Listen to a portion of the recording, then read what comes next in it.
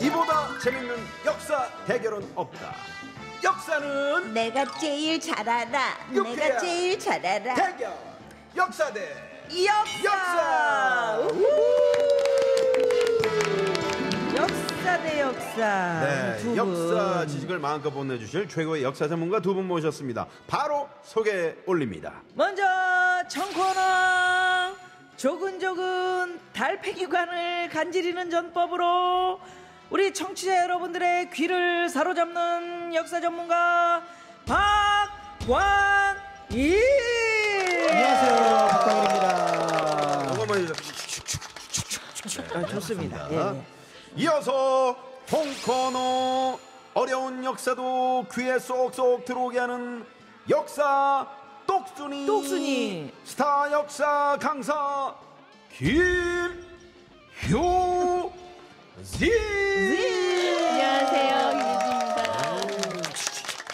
안녕하세요. 예. 자, 오늘 저 근로자의 날인데 5월 1일 두 분 쉬지도 못하고 이제 나와주셔서 그러게요. 일단 감사드리고요. 네. 근로자의 날도 역사가 또 있다고 하던데 좀 설명을 좀 부탁드립니다. 그러니까 역사라기보다는 조금 낱말을 바꿨으면 좋겠다 이런 생각이 있는 거죠. 그러니까 네. 1960년대 이제 근로자의 날이 만들어졌는데 이 근로라는 말을 한자로 풀어 보면은 부지런히 일한다는 뜻이에요. 부지런히 일한다.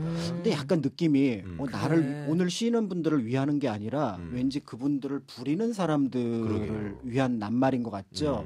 그래서 원래 쓰던 말이 노동이죠. 노동. 그래 네. 노동절이라고. 노동절도 이제. 예, 그런데. 노동이라는 건 이제 힘써 일한다는 뜻이긴 한데 네. 한편으로는 이건 뭐냐면 내가 그 일을 함으로써 어떤 거에 기여를 하고 네. 그 대가를 받겠다. 주인으로서. 예, 그래서 실제로 법률 용어에도 보면 근로라는 말은 거의 포함되지 않고요. 다 노동을. 노동이라고 얘기를 하잖아요. 그리고 이제 국제 노동기구 ILO잖아요. 오, 그렇죠. 네. 그러니까 그런 면에서 이 근로자의 날이라는 말 자체도 노동자의 날로 좀 바꾸면 아니 어떨까? 근데 왜 안 바꾸고 계속 근로자의 날이지? 네, 이제 뭐 이제 바꾸겠죠. 네. 그러니까 이런 네. 논쟁들이 이제 계속 이루어지고 거기에 대한 어떤 합의가 이루어지게 되면은 자연스럽게 바꾸지 않을까 하는 그러게요. 생각이 듭니다. 네. 아까 무슨 TV 보니 근로자 가요제. 가요제 그렇죠. 그거 좀 하더라고요. 보면서 조금 어감이. 그러니까 노동자 네. 가요제 이런데 아마 그런 혐의는 조금 있어요. 이거를 그 북쪽에서 그다음에 이제 사회주의권에서 노동이라는 말을 쓰니까 야 우리가 그거 쓰는 거 하다 보면은 저쪽에 좀 끌려가는 거 아니야 하는데 그냥 원래 낱말 뜻을 찾아서 쓰면은 좋지 않을까 네. 그런 생각이 네. 듭니다. 네.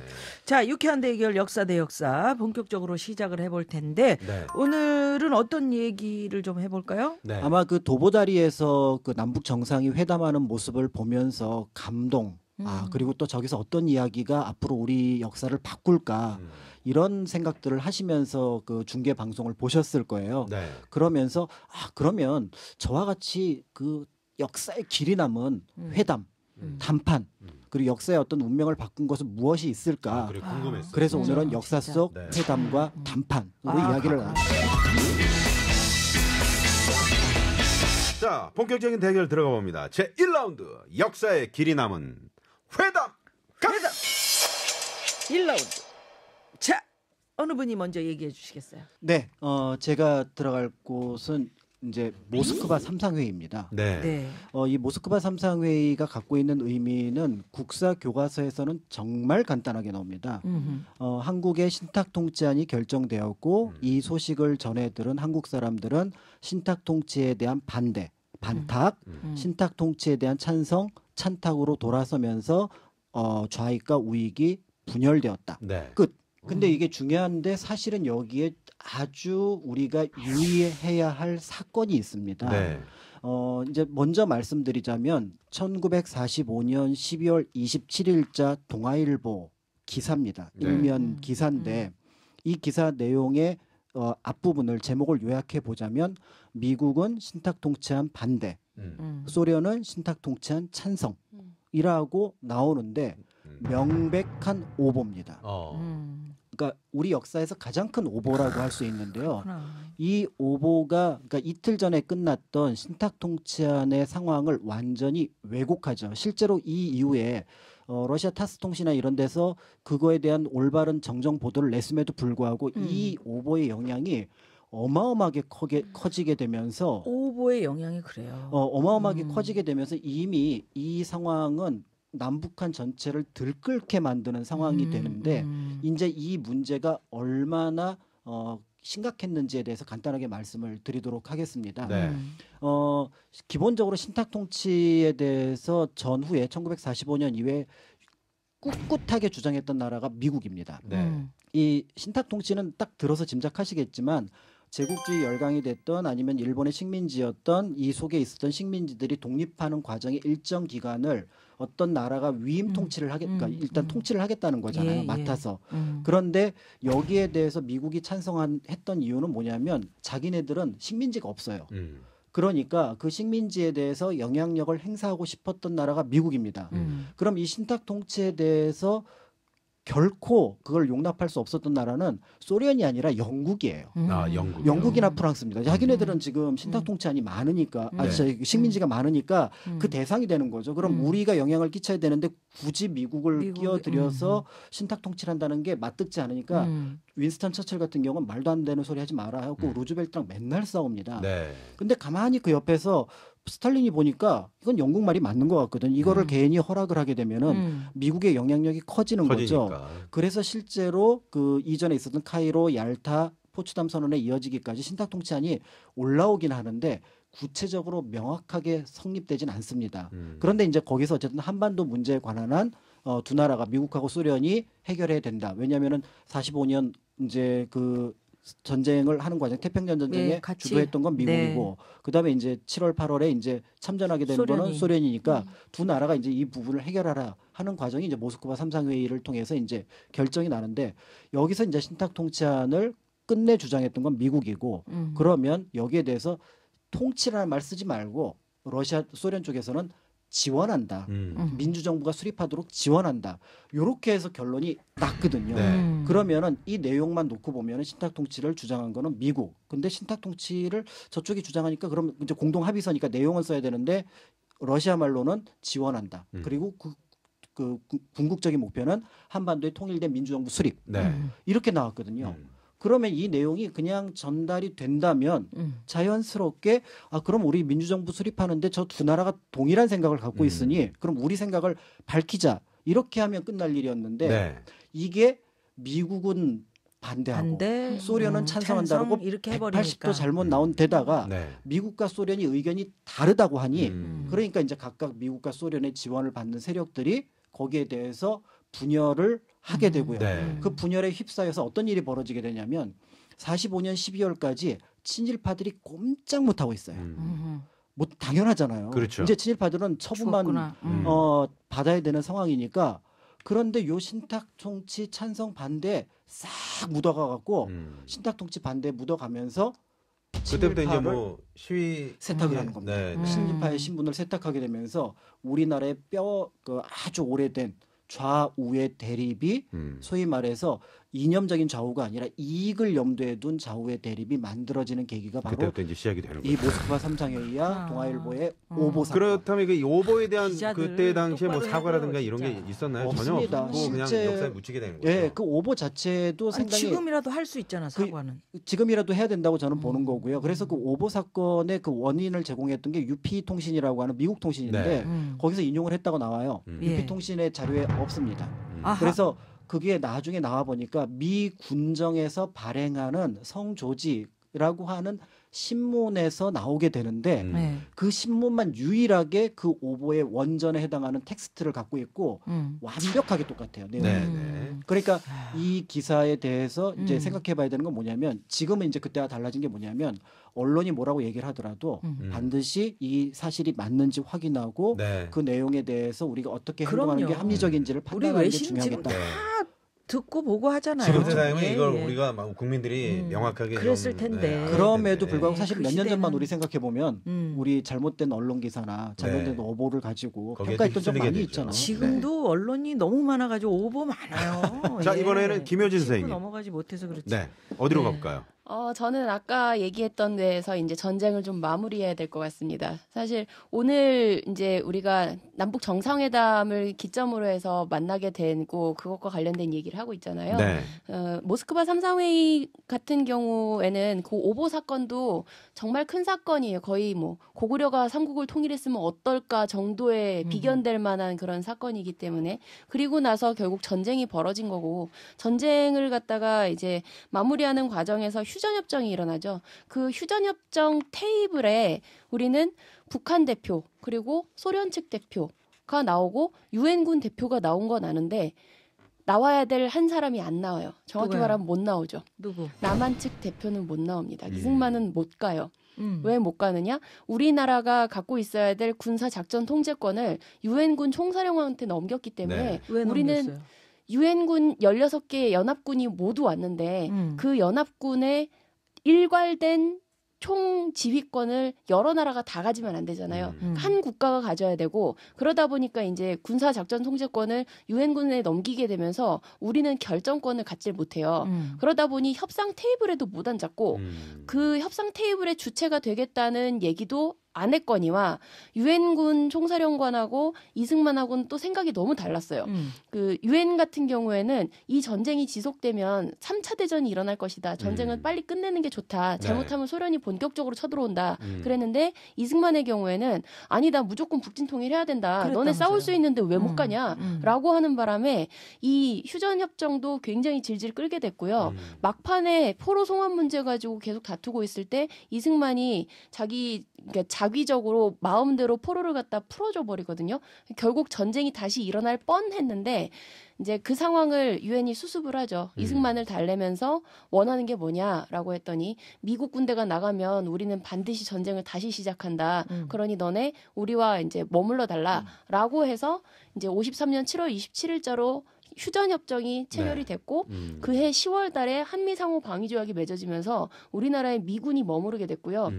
그게 주한미군의 시초가 되죠. 그러네요. 그리고 미군이 있기 때문에 한 국가에 두 개의 군대가 있는 거잖아요. 그렇죠. 두 개의 나라 군대가. 그러면 지휘권은 하나가 가져야 되니까 미국이 모든 군사 지휘권을 갖게 되었고 그것과 관련해서 우리나라 현대사가 많이 움직여요. 그렇죠. 그 60년 4.19 같은 경우에도 경찰권 갖고 안 되기 때문에 군사권을 발동시키려고 했을 때 미군이 반대해서 그 움직임을 눈치채고 사실은 이승만이 하야 선언을 하게 되는데 굉장히 큰 역할을 했고 반대로 80년 5.18 같은 경우에는 전두환이 군사를 움직일 수 있었던 건 미국이 승인했기 때문에 가능한 거고요. 그리고 지금 현재 회담에서도 계속 미국한테 마치 떠넘기듯이 북미 회담에서 종전 선언을 해야 된다라는 말을 이해 못 하시는 분들도 있을지 모르겠는데 이런 일련의 결과와 이야기들은 사실 군사와 관련된 결정권이 미국에 있기 때문에 종전 선언을 우리가 할 수 없기 때문이에요. 그래서 그것까지 이끌어낸 중요한 게 말씀 해주셨네요. 사실 굉장히 큰 의미가 있는 회담이에요. 자, 오늘 대결의 승자 박관임 선생님 342표, 김효진 선생님 366표. 와우. 오늘의 우승 김효진 선생님. 와! 네, 축하드립니다. 이게 뭐라고 이렇게 즐겁나? 다음부터는 상품을 좀 저희도 마련해 주시면 저도 열심히 할 수 있는 그 동기가 생길 것 같은데요. 네, 오늘 고맙습니다.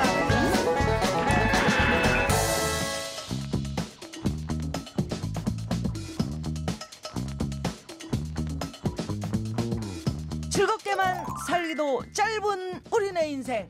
걱정, 근심, 고민은 여기로 오라이. 뭐가 고민 상담소. 어서 오십시오. 유현상 소장님, 조혜련 소장님. 안녕하세요. 어서 오세요. 안녕하세요. 네, 반갑습니다. 진짜 조혜련 소장님 오늘 피부 좋다. 괜찮아요? 네. 그리고 피부가 이게 탄력이 느껴져요. 그 찜질방 자주 탱글탱글한. 가시나 봐요. 전 찜질방 건강, 좋아해요. 건강미가. 아. 예, 그러니까 몸의 온도를 조금 올려주면 훨씬 건강에 좋다. 아, 그렇다고 그러더라고요. 잠깐만요. 찜질방 어디 갑니까?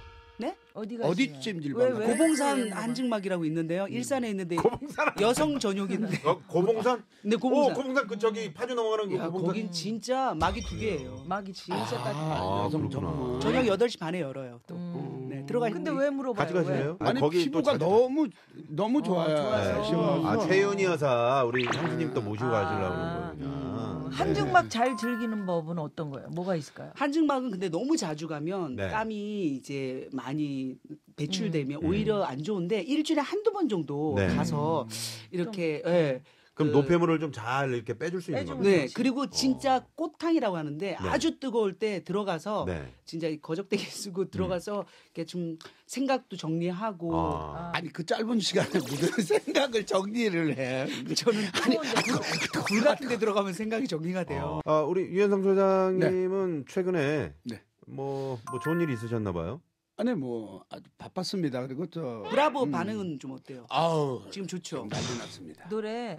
이번에 무슨 응원가를 또 취입을 하신 거예요? 응원가. 청춘 응원가? 청춘 이 응원가. 시대를 살아가는 수많은 청춘들에게 네. 보내는 써왔나 봐. 응원 메시지.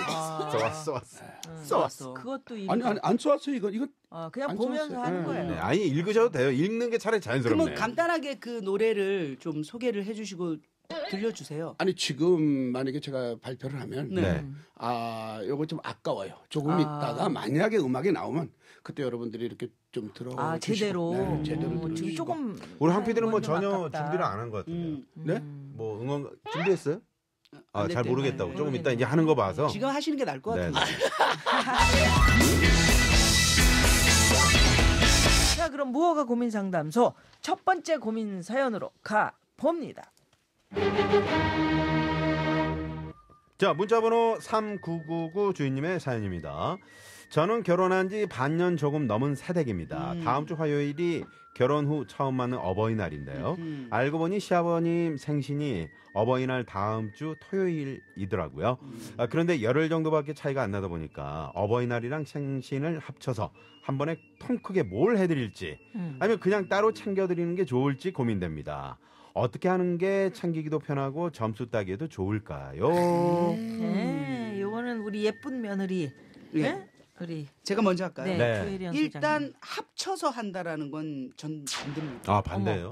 반대죠. 진짜? 그러니까는 생신과 어버이날을 합쳐서 한 날에 한다라는 한 건 번 하면 되지. 이거는 아버님이 안 좋아하실 거예요. 진짜요? 저 같은 경우는 네. 일남 7녀라서 생일이 약간 이게 가깝거나 겹쳐지면 그냥 한 번에 몰아서 해요. 그럼 제 생일도 아닌데 한 며칠 지나서 하기도 하고 그리고 생일 언니 같은 경우 지나서 하는 땡겨서 거 하기도 하고. 아니라는데. 근데 그거는 진짜 개인적으로는 별로예요. 지금 보니까 어버이날에 같이 끼어있는 토요일이야? 아니면 그 다음 주? 정도. 그 다음 그러면 주니까. 이건 그죠? 조금 진짜 왜냐면 애매하네요. 어버이날이라는 건 어머님도 포함이잖아요. 네. 그래서 그거는 이제 따로 두 분께 봉투를 드리면서 식사 한번 하고 음. 아버지 생신 때는 제대로 하셔야 돼요. 제대로. 제대로. 우리는 그냥 한 번에 퉁 쳐버리는데. 그거를 어른들이 별로 안 좋아하실 수도 있어요. 그렇지. 어버이날, 그래서 어버이날이고. 따로 하는 게 좋고 어. 아버지 생신날 어떻게 하는 게 좋을까? 자, 이제 어떻게 할까요? 어떻게 해요? 우리가 해야 돼요? 지금 결혼한 지 얼마 안 됐기 때문에 네. 다 파악이 안 됐단 말이에요. 아버지는 정말 그 왜 있잖아요. 이렇게 그 인생에서 가장 하고 싶은 걸 뭔 리스트라고 그러죠? 네, 버킷리스트. 버킷리스트 네, 네, 중에서 가장 1번이 뭐예요? 그렇게 물어보는 거예요. 그거 나 그 1번을 이런 해주신다고요? 거야. 1번을? 잠깐만 한 사람 네네. 유람선 타고 말이지. 그거 돈 그럼 몇 천인데? 천 몇백만 원, 야, 그거는- 1,800밖에 안 하는데. 그거는 그거는 할부로 부어야 돼. 그러면 그러니까. 자 비싸고. 그거는 하시면 어떡해. 급하잖아요. 그렇게 얘기하면 정말 뛰어나시네요. 오케이. 그리고 그 다음은요. 그 다음은 그냥 그다음은 친구들하고 뭐 제주도나 한번 갔다 오지. 제주도요. 너는 제주도 많구나. 네, 이런 식으로. 네. 제주도 지금 나왔잖아요 얘기가. 네. 예를 들어 제주도 정도는 보내주시면 너무 좋거든요. 음. 특히 이제 어버이날 때쯤이면은 가격이 비싼데 그 다음 주는 또 가격이 할인이 되거든요. 제주도 싼 거는 한 3만 원대도 있어요 요즘에. 첫 비행기는 엄청 싸 또. 첫 비행기는. 그래서 그렇게 아버지께 여쭤봐서 버킷리스트 중에서 하나 골라서 딱 해주면 그래도. 인상이 제대로 바뀌는 거예요. 아버지가 그렇게 무리한 얘기는 안 하실 그런 거야. 거 안 하죠. 아, 제주도까지는 아니고 그냥 아니, 어디 근데- 온천이나 한번 갔다 올게 이렇게. 그것도 괜찮죠. 근데 제가 생각하기에는 네. 아버님한테 직접 이렇게 여쭈는 거는 예의가 그건 아니에요. 아니라고 왜 생각해요. 아니에요? 왜냐면 그 아버님을 제일 잘 아시는 아는 시어머니께 어제 와서요. 아버님 꼭 뭐 가시고 싶은 데 있으세요? 네 아버지 뭐 현찰을 좋아하지. 그건 좋죠. 음. 그거 써놨어요. 예. 현찰이 여기 써놨습니다. 현찰 여기 써놨습니다. 예를 현찰이 들어놨어요. 최고예요? 잘 읽어보세요. 그리고 아니 그럼. 어버이날엔 이제 연휴가 좀 며칠 있으니까 또 또 부모님 있잖아요. 시부모님도 있고. 유소장 말씀 도중에 죄송한데 그 우리 용섭이 저 매니저 있잖아요. 매니저 문제 있네. 왜요? 유 소장님이 이제 방금 저 해법을 말씀하시니까 밖에서 그랬대잖아. 감동이 없잖아요. 형 감동이 없잖아요. 이렇게 그러네. 얘기했대네. 아니 감동은 지금 아직 본론 안 들어갔잖아요. 지금. 그럼 네. 저 친구 이상한 친구네. 가만 생각하니까. 아니 누구 아니 얘기죠, 지금 바닥에 누워 있어. 안 보이게 하려고 숨었어 큰 지금. 키가 어디로 갔냐? 바닥에 누워 있는. 바닥에 아니, 누워서 저- 감동이 없어. 감동이 없어. 그러고 있어 지금. 그러니까 그 어버이날 할 때는 양쪽 집안 어른들 찾아뵙고 네. 네, 뭐 이렇게 뭐 건강식품이라도 하나씩 들고 가서 똑같은 걸로 챙겨 드리고 그 다음에 이제 생신은 이제 뭐 이제 처음 이렇게 해드리는 거 아니에요. 네. 그러니까 제가 저 아버님께 여쭙습니다. 네. 아버님, 여쭙더니. 네, 현찰을 좋아합니다. 그렇지 괜찮아요. 누구나. 그래서 그냥 봉투에 얼마 이렇게 근데 담아. 생신날 아무것도 안 하고 현찰만 드리는 건 좀 그래요. 아니 그 가만히 계세요. 제가 아직은 안 끝났다니까요. 어떻게 연예인이 가만히 있어요. 이분은 가만히 가만히가 있어요. 아니고 말을 거적대기를 해야지. 쓰시는 분이에요. 네. 가만히를 그럼요. 쓰시는 한쪽만 분은 들어야 아니고. 돼요. 그래서 쓰시고. 네. 아버님께 또 여쭙습니다. 아버님 어떤 음식을 좋아합니까? 그러니까 평양냉면을 좋아해요. 이야! 그래서 그거 평양냉면 하나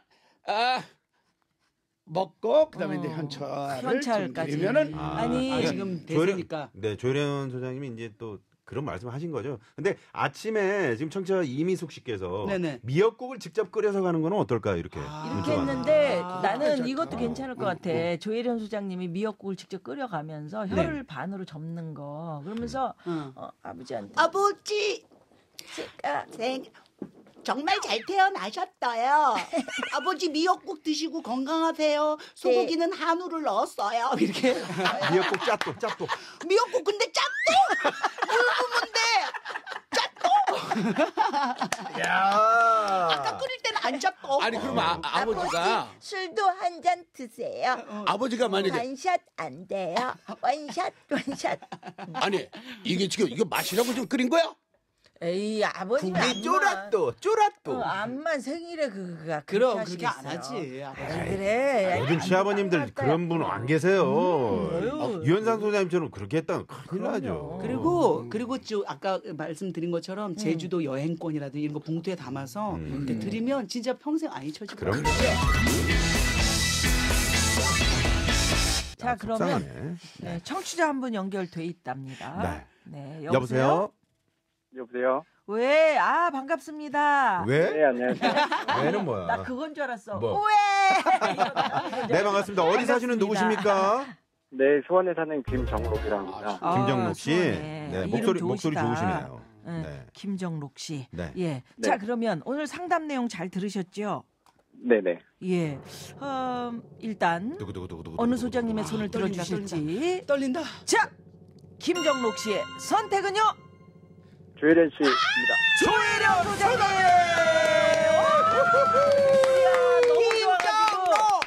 김정록! 조혜련 소장님이 지금 좋아가지고 막 네, 빙글빙글 네. 돌고 너무 좋아, 난리가 너무 좋아. 났어요. 자, 조혜련 소장님하고 인사 한번 나누세요. 네. 안녕하세요, 정록띠. 네, 반갑습니다. 네, 안녕하세요. 저 유현상입니다.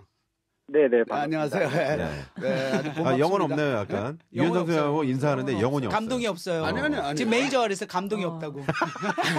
자, 오늘 전화 감사드리고요. 저희가 마련한 선물 보내드리겠습니다. 감사합니다, 네, 정록 씨. 감사합니다. 네, 고맙습니다. 네. 아유, 네. 참네. 가슴이 따뜻한 남자분이죠. 그러니까요. 이렇게 선택해 주시잖아요. 네. 그럼 조혜련 소장님도 한 말씀 하시죠. 오늘 삼수 끝에 우승을 하셨네요. 우승하셨잖아요. 감사합니다. 더 열심히 하고 허가 안 나도록 주의하겠습니다. 짜또 안 짜또 한번. 오, 미역국 끓여드릴게요. 짜또 안 짜또.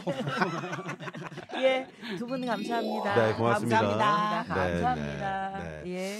자, 지금 뭐 저희가 당첨자 명단을 홈페이지에 올려놓는다고 말씀드렸죠. 네. 다음 주에도 무허가 고민 상담소 여러분의 사연으로 꾸며질 겁니다. 많이들 사연 보내주시면 저희 또 두 소장님께서 재밌는 상담 해드릴 겁니다. 예. 지금까지 유쾌한 만남 김미화. 나선홍이었습니다. 내일도 유쾌한 만남.